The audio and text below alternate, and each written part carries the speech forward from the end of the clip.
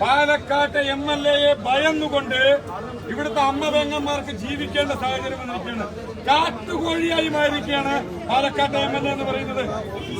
ഇവിടെ ഈ കഴിഞ്ഞ കുറച്ച് ദിവസങ്ങളായി കുറെ ആരോപണങ്ങൾ അദ്ദേഹത്തിന് നേരെ വന്ന സമയത്ത് അദ്ദേഹം പറയുന്നത് ഹൂ കെയേഴ്സ് എന്നാണ് പറയുന്നത്.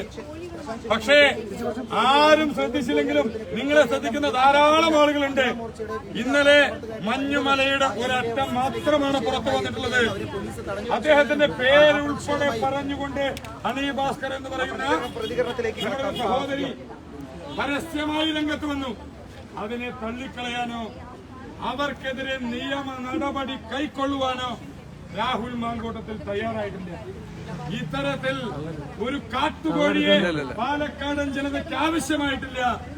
ഇവിടെ നമ്മുടെ അമ്മ പെങ്ങന്മാർക്ക് സമാധാനത്തോടു കൂടി രാത്രി ഉറങ്ങാൻ സാധിക്കണം.